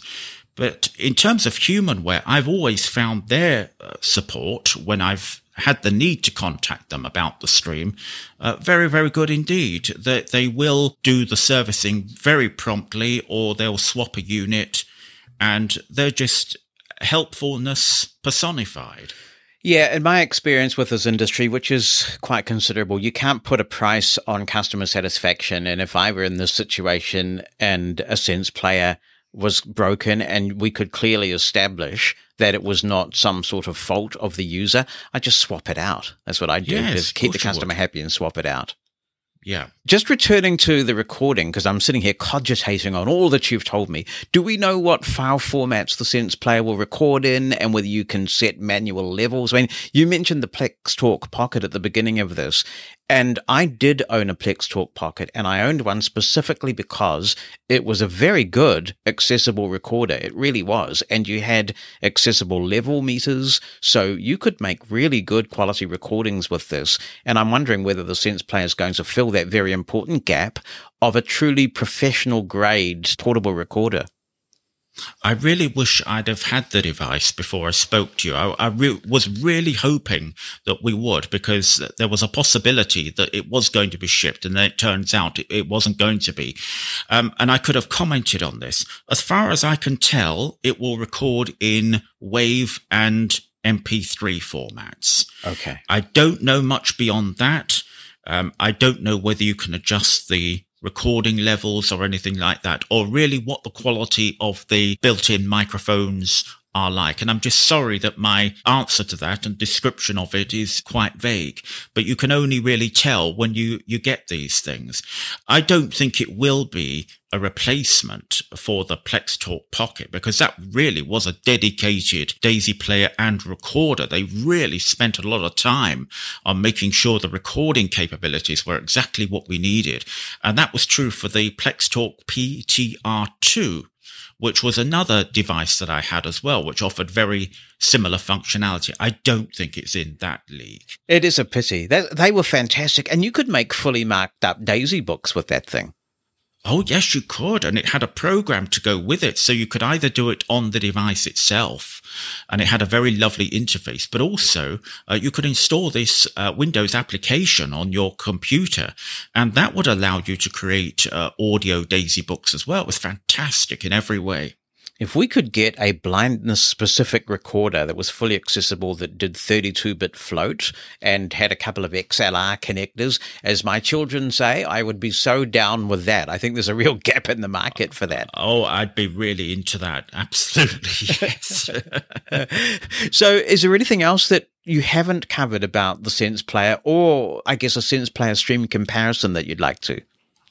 I don't think there is. I think I have covered just about everything, except that I did touch on the Smart Connect feature. And this is one of the main features that they are touting or saying is going to be good. And it is intriguing. I think it could be a great thing for people who don't want to use a touch screen, where they do want to use some kind of external keypad in order to be able to control the device. And if you look at the user guide for this, they do actually provide a lot of keyboard commands or keypad commands in order to control different aspects of the device, such as an iPhone. It could be very good.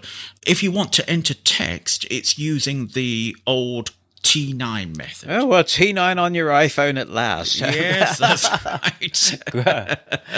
Wow. The other thing that intrigued me a bit as well is that you can actually record the audio if you wanted to, that's coming out of the device itself. So if you had a radio station playing on the iPhone, for example, or a podcast or whatever it might be, you can actually record the audio from that device into the Sense player itself.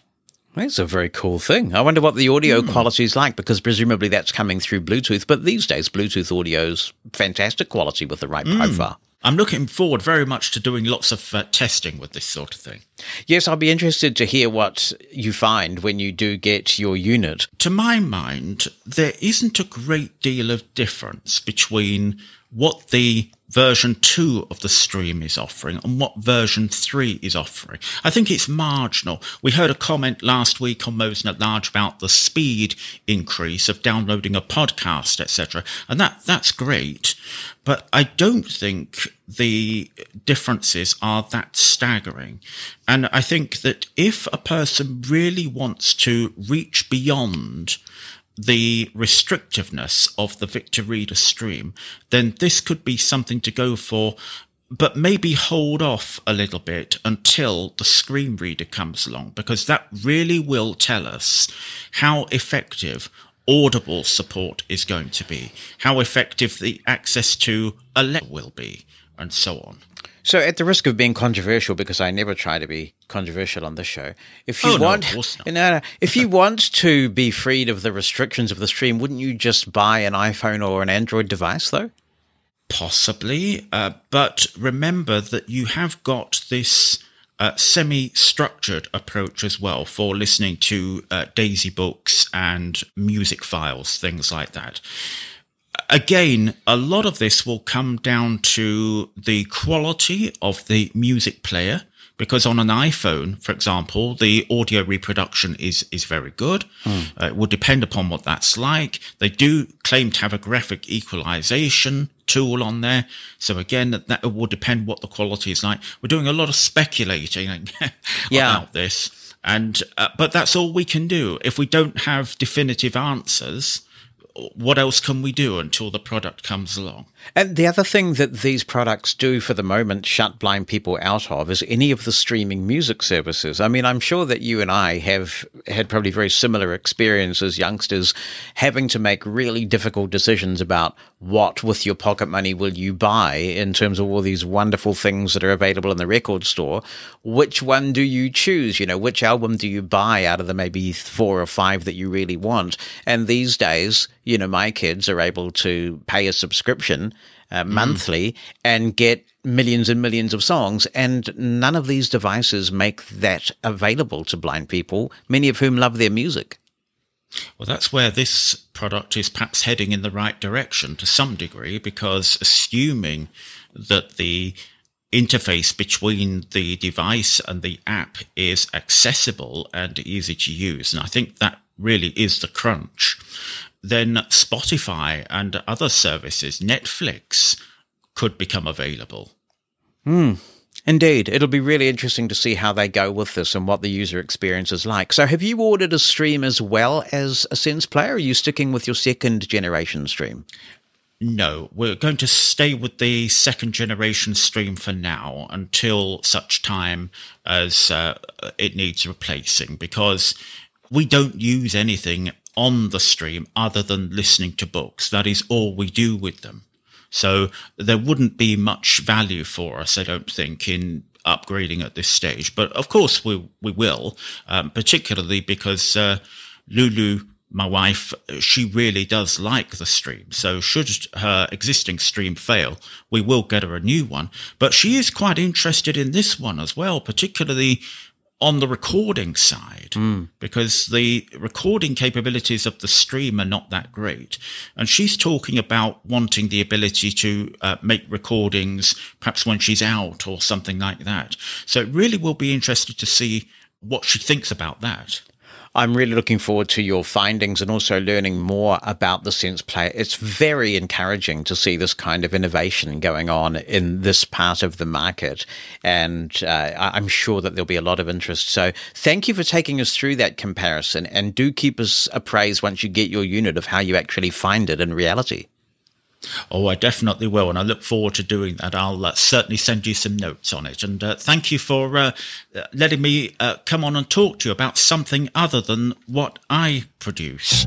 Mosen At Large Podcast. I have an email from Adrian Spratt to read, and before I do, this is a good memory jogger because we are going to feature an interview with Adrian Spratt in a couple of weeks' time, thereabouts.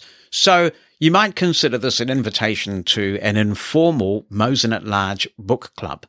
You may remember that when I spoke with Leona Godin about her transformative, life-changing book called Their Plant Eyes, she talked about the need for blind characters in books written by blind people to just depict blind people going about their everyday lives and doing stuff accompanied by blindness, not necessarily making blindness the center of the book.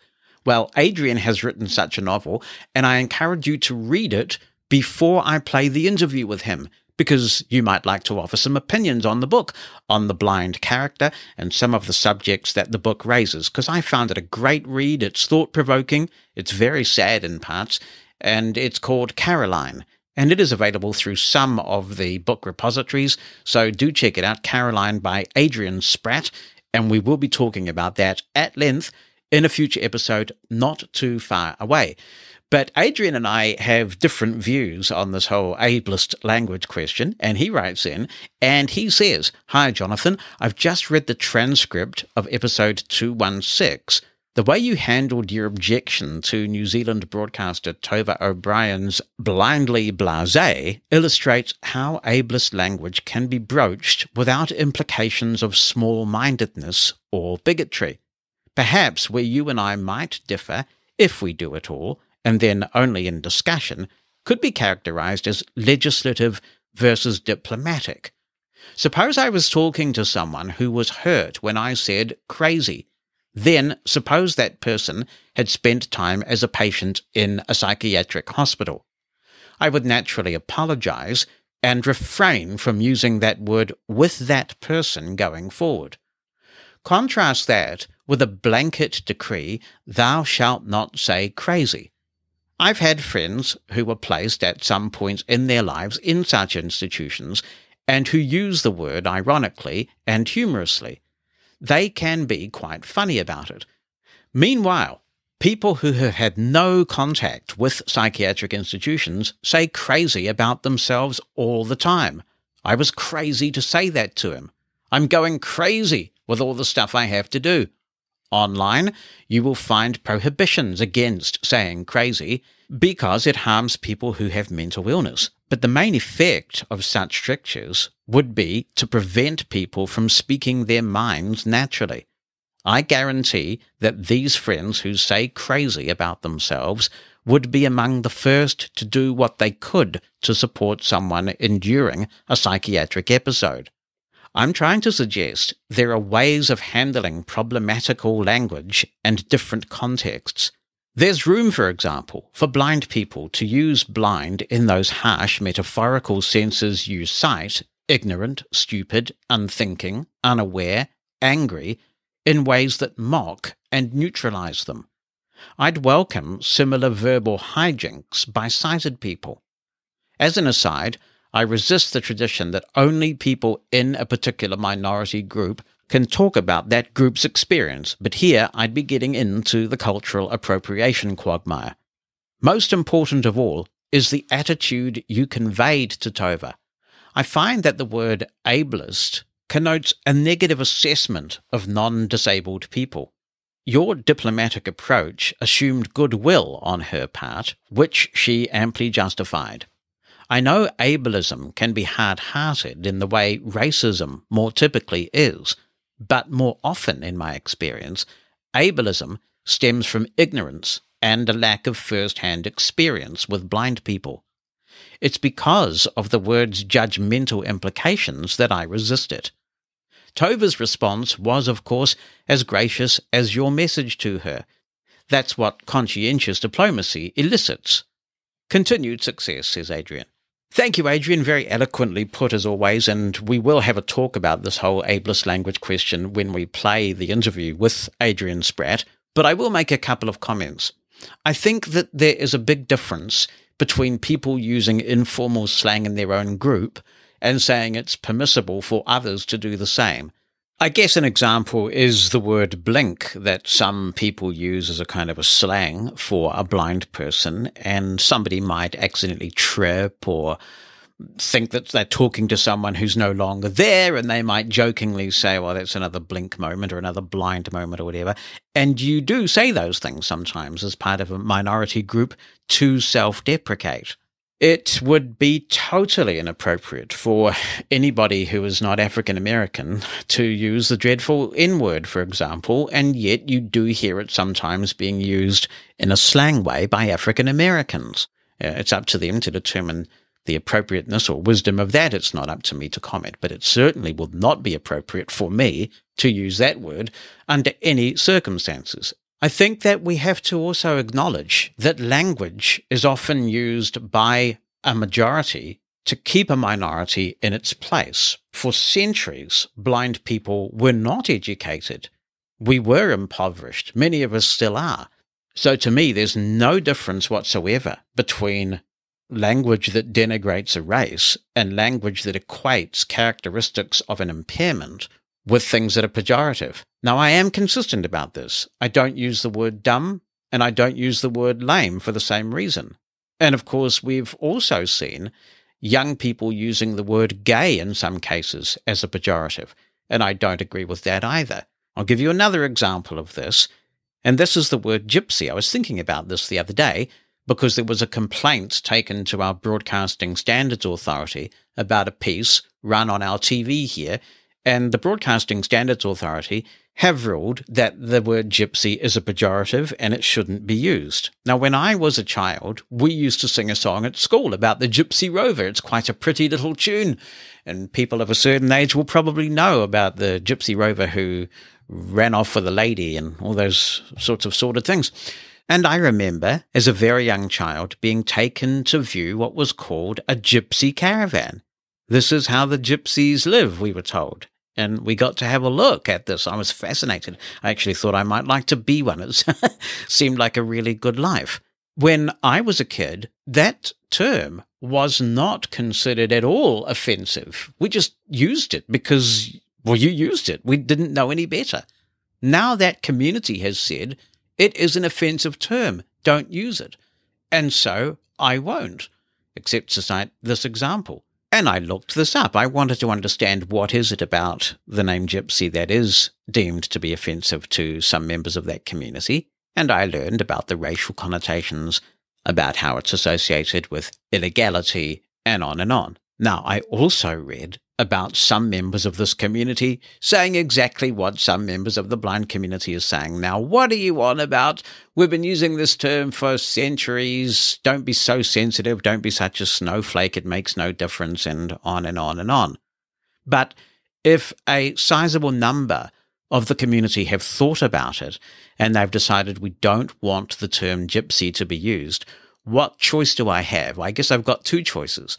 One is to respect the wishes of the community, and the other is to dig in.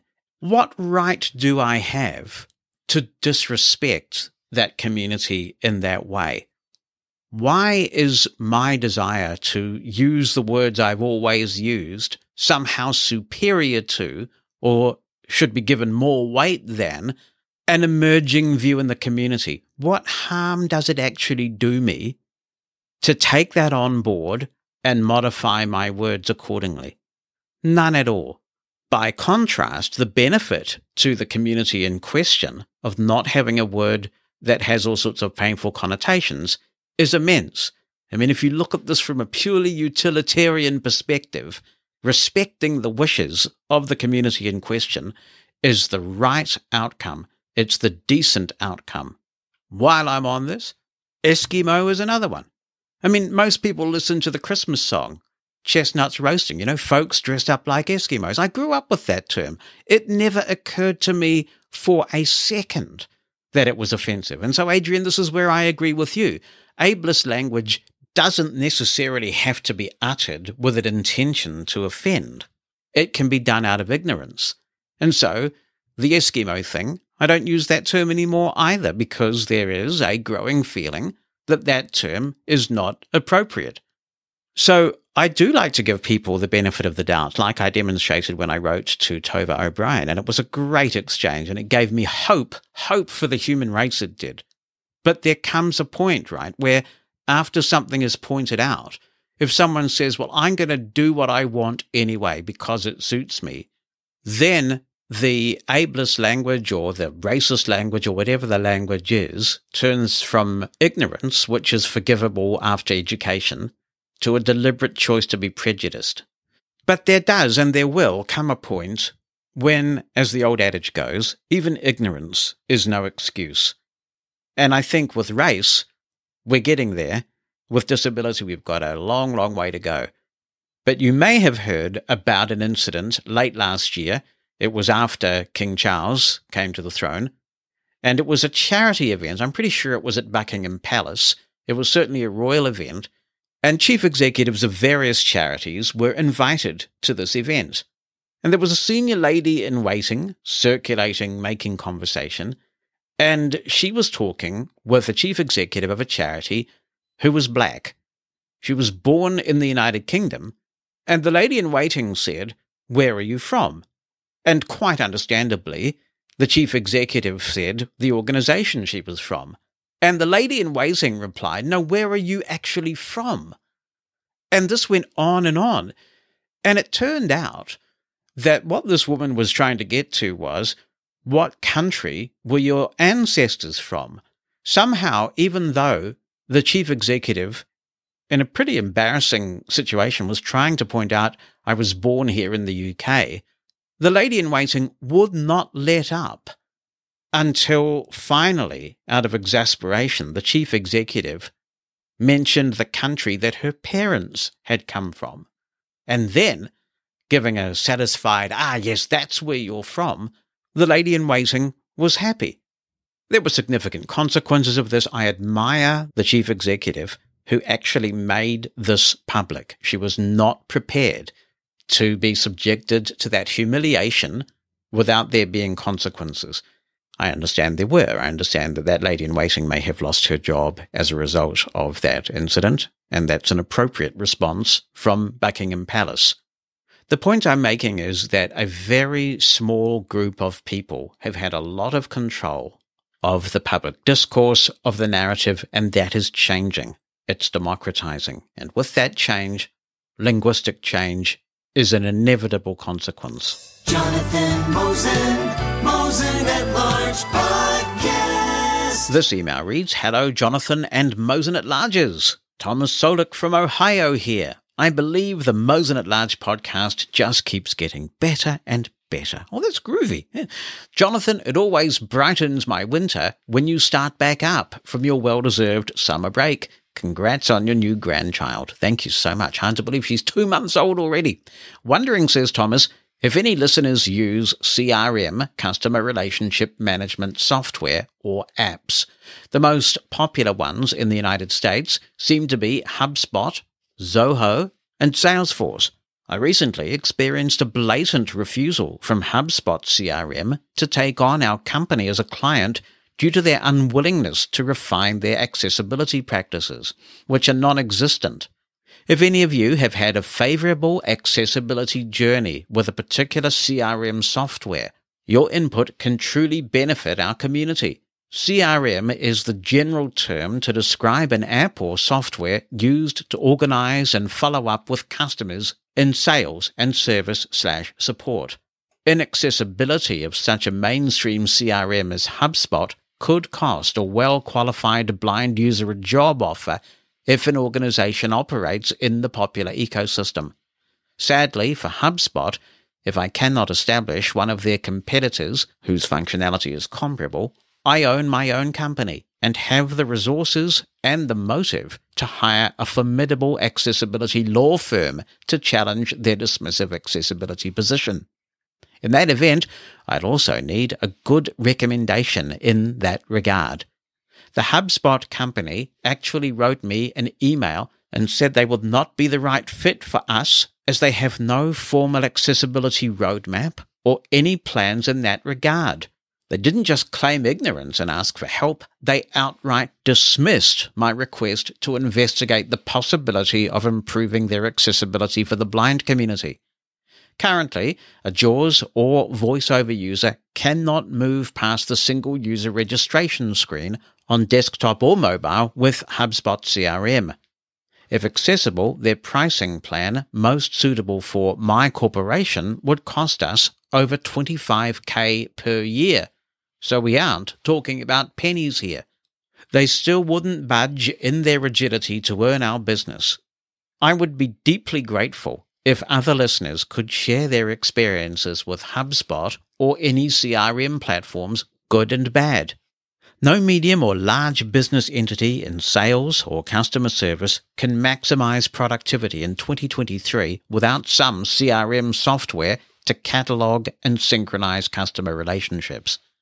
I believe proficiency in a CRM infrastructure is critical to blind employees in any sales or customer service role. Looking forward to your feedback, concludes Thomas. Well, thank you for writing in, Thomas, and based on that email, my feedback is that's a despicable position for HubSpot to be taking. And even if you do find something else that meets your needs, I hope you can take them on for the good of the community. I would think that you will have much better experience with Salesforce. I understand that there's quite a team of blind people working for Salesforce, and in the organization where I work, we actually put a custom-designed Salesforce implementation together. So it's not a turnkey out-of-the-box thing. We did hire contractors and spent a long time on a Salesforce implementation that meets our particular use case, and it's super accessible. I mean, it's very accessible. But my understanding is that Salesforce are very aware of accessibility, that it's a pretty accessible experience out of the box. So if anyone can comment for Thomas on CRM technology, he's right. It's an absolutely integral part of customer relationship management in this day and age. I'd love to get a conversation going about this. 86460-MOSEN if you want to be in touch on the phone in the US, 864-606-6736. You can attach an audio clip or write an email down and send it to jonathan@mushroomfm.com. An email from Peter in Melbourne, Australia, who is not happy. Not happy. He says, I am extremely disappointed with the lack of help and how extremely hard it is to get anyone in Zoom to help or even respond to a problem. The layers of difficulty put in front of anyone with a vision disability to get help or even ask a question is mind-boggling. When we consider that Zoom was our lifeline during the pandemic and every opportunity was created to make this platform fully accessible, eventually, I gave up and went to Vision Australia Help Desk, hoping me raising this matter can get some positive responses from Zoom if others have experienced similar frustrations. Thanks, Peter. That's disappointing to hear. I wonder if others have had similar experiences to you where they've sought help with an issue with Zoom and not been able to get to anybody. This is one of the problems with these big tech companies, and sadly, well, I guess to their credit maybe, Zoom has become quite big now. But sometimes when something goes wrong with these really big Silicon Valley type companies, it really can be hard to break through unless you're fortunate enough to be able to make some personal contacts with someone. Uber's the same. Now, when I have a problem with Uber or I notice a problem that's screen reader related, thanks to the Mosen At Large community, I now have contacts in the development part of Uber and I can talk to them and hopefully we can troubleshoot it together and make life a bit better for everybody. But unless you've been able to make those introductions, and not everybody can have those introductions, it's very hard to break through that front line. So if you've used Zoom support of late, how has it gone for you? Have you got resolution? What problems have you needed to seek their support for? Please be in touch and share your experiences. It's what it's all about. And we're almost done for another week. I certainly appreciate your company. Just before we go, a note to Bev, who wrote in last week about Microsoft Access. Bev, once I recorded your email, I foolishly deleted it, and I don't have your email address to reply to you, but I have two people who have offered to provide you with one-on-one assistance who have considerable experience with Microsoft Access. You will be in very safe hands with either of them. And this is the marvellous thing about this community, that we are willing to help each other out and move each other forward. So if you would drop me another email, Bev, I will put you in touch with the permission of these fine correspondents with them, and hopefully you'll be able to do all your access and your genealogy to your heart's content. So, Bev, I hope you get this message, and we look forward to hearing from you and putting you in touch. I love to hear from you, so if you have any comments you want to contribute to the show, drop me an email written down or with an audio attachment to Jonathan, JONATHAN, @mushroomfm.com. If you'd rather call in, use the listener line number in the United States, 864-606-6736. Mosen at